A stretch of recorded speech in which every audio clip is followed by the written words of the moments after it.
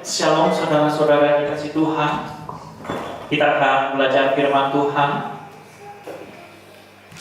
Firman Tuhan pada pagi hari ini terambil dari 1 Korintus pasalnya yang ke-13. Shalom, 1 Korintus pasal 13 ayat yang ke-11 dan 12. Demikian firman Tuhan. Ketika aku kanak-kanak, aku berkata-kata seperti kanak-kanak. Aku merasa seperti kanak-kanak, aku berpikir seperti kanak-kanak. Sekarang sesudah aku menjadi dewasa, aku meninggalkan sifat kanak-kanak itu. Karena sekarang kita melihat dalam cermin suatu gambaran yang samar-samar. Tetapi nanti kita akan melihat muka dengan muka. Sekarang aku hanya mengenal dengan tidak sempurna, tetapi nanti aku akan mengenal dengan sempurna, seperti aku sendiri dikenal. Bapak Ibu Saudara yang dikasih Tuhan, apa yang kita baca tadi bagian dari surat Rasul Paulus yang ditujukan kepada jemaat yang ada di Korintus. Ada satu kerinduan besar oleh Rasul Paulus untuk jemaat-jemaat yang di Korintus. Apa yang dirindukan oleh Rasul Paulus? Berdasarkan ayat yang ke-17, ayat yang ke-11 tadi, Paulus menginginkan supaya orang-orang Korintus tidak lagi berkata-kata seperti anak-anak. Yang pertama. Yang kedua, Paulus juga menginginkan supaya orang-orang Korintus atau jemaat Korintus tidak lagi berpikir seperti anak-anak. Ini yang menjadi pergumulan daripada Paulus.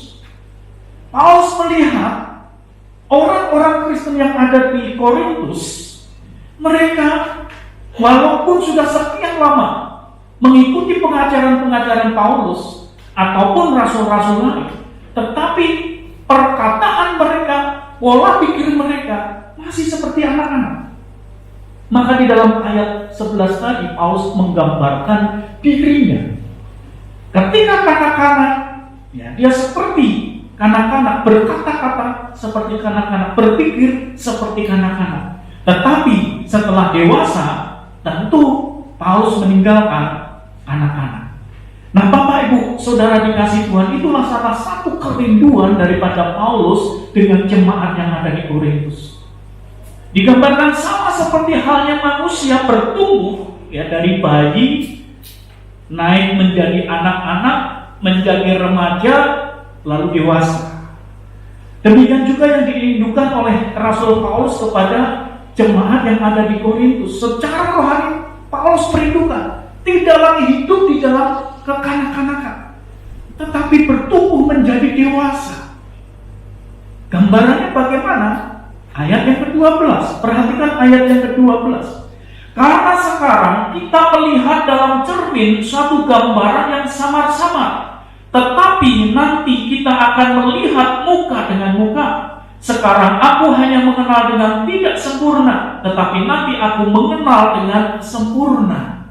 Ini digambarkan juga, memang ketika seseorang menerima Yesus Kristus, ya, menerima Yesus Kristus, itu disebut sebagai orang yang lahir baru. Secara rohani, orang yang lahir baru disebut juga sebagai rohani yang masih kanak-kanak. Maka pengenalan akan Tuhan masih samar-samar. Maka pengenalannya akan Kristus masih sedikit, belum banyak. Karena digambarkan tadi masih samar-samar. Seperti itulah kehidupan anak-anak. Tetapi dari ayat 12 tadi Rasul Paulus menjelaskan,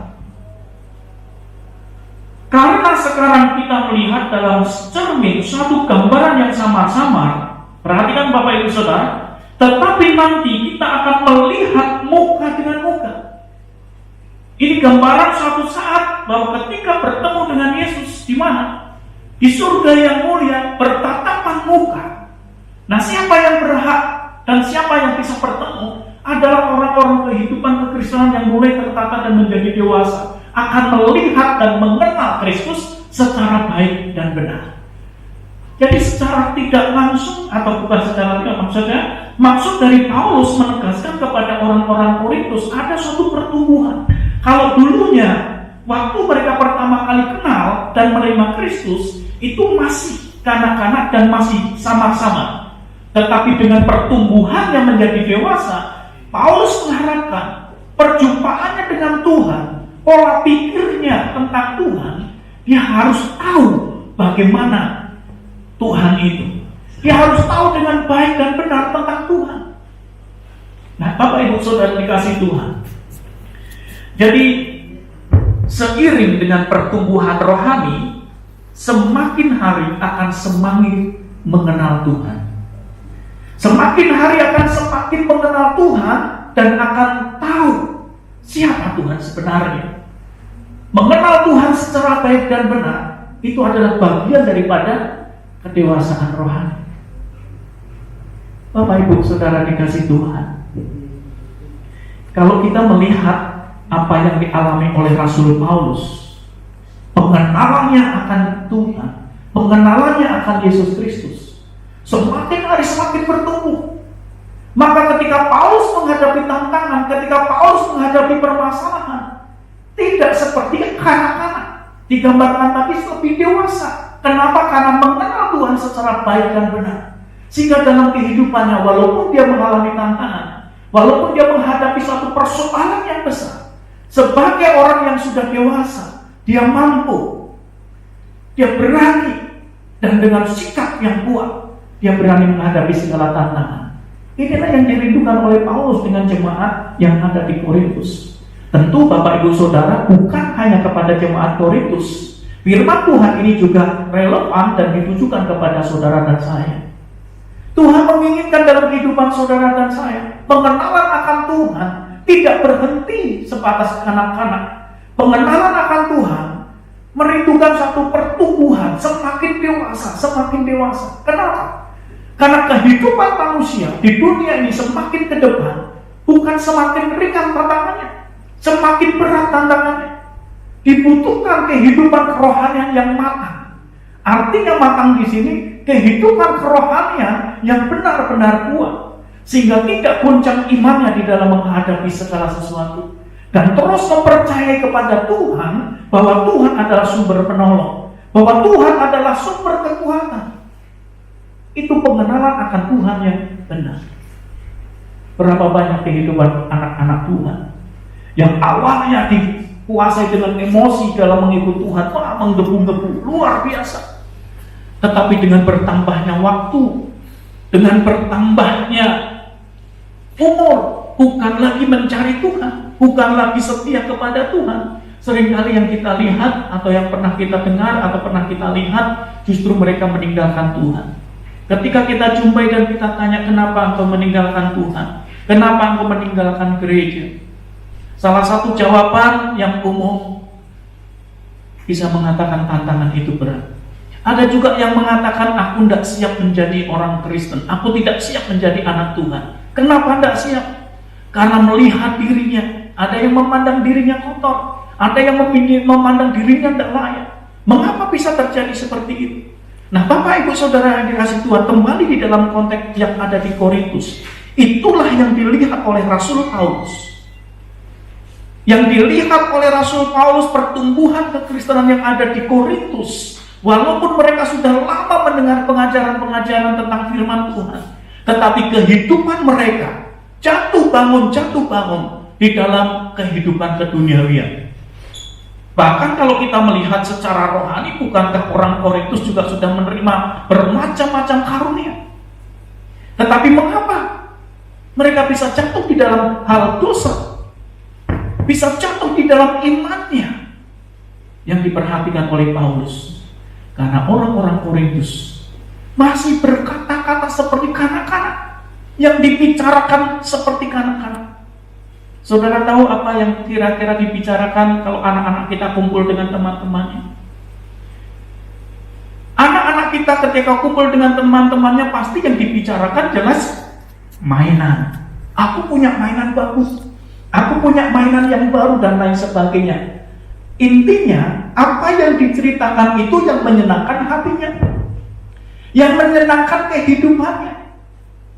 Itu adalah gambaran kanak-kanak. Nah, Paulus melihat, maka dia berkata, menggambarkan tadi gambaran seperti anak-anak, berkata seperti anak-anak. Orang-orang Kristen, orang-orang percaya yang ada di Korintus, masih kehidupannya masih duniawi.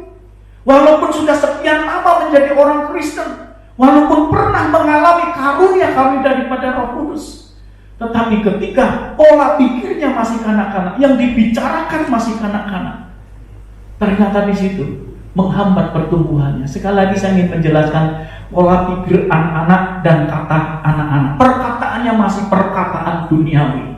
Yang dibicarakan masih tentang hal-hal duniawi. Itu yang digambarkan tentang anak-anak. Bapak Ibu Saudara dikasih Tuhan, berapa banyak dalam kehidupan kita kadang-kala diperhadapkan dengan orang Kristen, orang yang percaya, orang yang sudah hidup di dalam kasih karunia, sudah melayani Tuhan, tapi ending daripada masa tuanya meninggalkan Tuhan. Ending dari kehidupannya meninggalkan Tuhan. Disayangkan. Kita bisa berpikir, kembali lagi sama seperti Rasul Paulus melihat kondisi yang ada di Korintus. Kenapa? Yang dibicarakan tentang kanak-kanak, hal-hal dunia. Bahaya buat kita semua, buat anak-anak Tuhan, termasuk saudara dan saya. Ketika dalam perkataan kita, pergaulan kita hanya membicarakan hal dunia, keduniawian, itu akan menghambat kedewasaan kita. Dan lebih bahaya lagi Bapak Ibu Saudara, sama seperti orang-orang Korintus, kita bisa jatuh di dalam dosa. Bukankah kalau kita keluar melihat pembicaraan di luar, ada sekian banyak orang yang bangga karena dia bisa punya simpanan. Bukan simpanan uang, simpanan wanita. Dengan bangga diceritakan kemana-mana. Ada orang merasa bangga karena bisa menipu temannya. Aku bisa tertipu, jadi bangga bisa menipu temannya. Bukankah hal-hal itu adalah cara dunia? Buat saudara dan saya tidak lagi berbicara hal-hal seperti itu. Yang diinginkan oleh Paulus, orang-orang yang sudah dewasa, perkataan-perkataan yang membangun, perkataan-perkataan yang membangkitkan semangat, perkataan-perkataan yang membawa damai sejahtera. Itu perbedaannya orang-orang anak-anak dan dewasa dari Rasul Paulus. Bapak Ibu Saudara, apa yang dilihat oleh Paulus dengan jemaat Korintus itulah yang terjadi. Makanya walaupun mereka sudah sekian tahun menjadi orang percaya, mendengar pengajaran, tetapi perkataan-perkataannya adalah perkataan-perkataan anak-anak, perkataan keduniawian, maka itulah yang mengikat dalam pikirannya, mengikat dalam hatinya. Maka yang membawa kehidupan anak-anak Tuhan hidup di dalam keduniawian dan jatuh di dalam dosa adalah perkataan. Oleh sebab itu hati-hati di dalam perkataan kita. Kita adalah orang-orang yang sudah diperbaharui dengan Roh. Kita adalah orang-orang yang sudah dibeli oleh Tuhan. Dan satu hal dengan pola pikir tadi ya, perkataan dan pola pikir. Paulus menjelaskan, dan Paulus juga memang melihat pertumbuhan atau keadaan jemaat yang ada di Korintus. Pola pikirnya, pola pikir anak-anak yang hanya berfokus kepada dirinya sendiri, yang hanya egoisnya yang muncul. Bukankah anak-anak kita seperti itu? Inginnya diperhatikan. Biasanya Bapak Ibu yang punya anak dua, kalau tidak bisa hadir di dalam memperhatikan, yang satu pasti bisa cemburu, yang satunya bisa marah. Kalau membelikan sesuatu hanya terfokus kepada yang satu pasti protes. Karena itu memang sifat anak-anak, hanya berfokus. Marah, pasti marah. Nah, orang-orang Korintus masih punya perasaan anak-anak.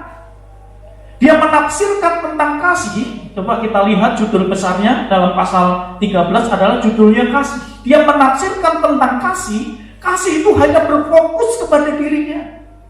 Itu pola pikir daripada orang-orang Korintus. Jadi kasih hanya ditujukan kepada dirinya. Dan tidak menutup kemungkinan juga di dalam pertumbuhan orang-orang Kristen pada saat ini. Apa motivasi saudara datang ke gereja? Kemarin sudah kita bahas tentang berkat supaya diberkati. Tapi kadang-kala juga ada juga yang tidak jauh beda di situ, ingin diperhatikan. Ketika tidak mendapat perhatikan atau terlepas dari perhatikan, wah mulai marah. mulai marah. Nah, saudara, kembali apa yang dibicarakan oleh Paulus tentang kasih? Kasih yang diajarkan Paulus di sini adalah kasih yang rela berkorban. Seharusnya orang-orang percaya yang ada di Korintus sudah bisa menerapkan kasih Kristus. Karena kasih yang diajarkan oleh Paulus di sini adalah berdasarkan dengan kasih Kristus. Kasih yang rela berkorban, kasih yang berfokus juga kepada orang lain, kasih yang menolong, kasih yang peduli. Tetapi orang-orang Korintus, kasih hanya berfokus kepada diri sendiri. Itulah yang ditegaskan oleh Rasul Paulus, berubahlah supaya menjadi dewasa. Bapak Ibu Saudara yang dikasihi Tuhan, sebagai penerapan dalam kehidupan kita, kalau saya bertanya, berapa lama saudara menjadi orang Kristen? Berapa lama saudara menjadi anggota jemaat GKM? Kalau saya tanya kepada diri saya sendiri atau pelayan-pelayan Tuhan yang ada di tempat ini, berapa lama kita melayani Tuhan? Tentu jawabannya tentang waktu satu dengan yang lain berbeda. Tetapi biarlah kita saat ini berfokus apa yang diajarkan oleh Paulus, supaya pola pikir kita, perkataan kita tidak lagi seperti kanak-kanak. Artinya, supaya perkataan-perkataan kita bukan duniawi lagi yang kita bicarakan. Mari kita mulai bersama-sama, mulai berpikir, berbicara tentang hal-hal yang rohani, yang membangun. Bagaimana caranya? Minggu yang lalu kita sudah belajar, yaitu membaca firman Tuhan, memiliki waktu di dalam doa. Maka kehidupan kita didukung perkataan-perkataan kita. Saya percaya standar kita adalah firman Tuhan. Pola pikir kita tidak lagi berpikir bagaimana untuk saya, tetapi kita akan berpikir bagaimana saya bisa menyenangkan Tuhan. Bagaimana saya bisa melayani Tuhan dengan baik. Bagaimana saya bisa melayani Tuhan dengan tulus. Kalau itu saudara sebagai jemaat, berpikirlah bagaimana saudara bisa menjadi jemaat yang baik. Jemaat yang menyenangkan hati Tuhan. Jemaat yang bertumbuh di dalam Tuhan, dan jemaat yang mengenal Tuhan dengan baik dan benar. Kiranya firman Tuhan ini mendorong kita semua menjadi jemaat dan pelayan-pelayan Tuhan di GKMI yang semakin hari semakin bertumbuh, sehingga menyenangkan hati Tuhan, dan gereja akan semakin berkenan di hadapan Tuhan. Amin.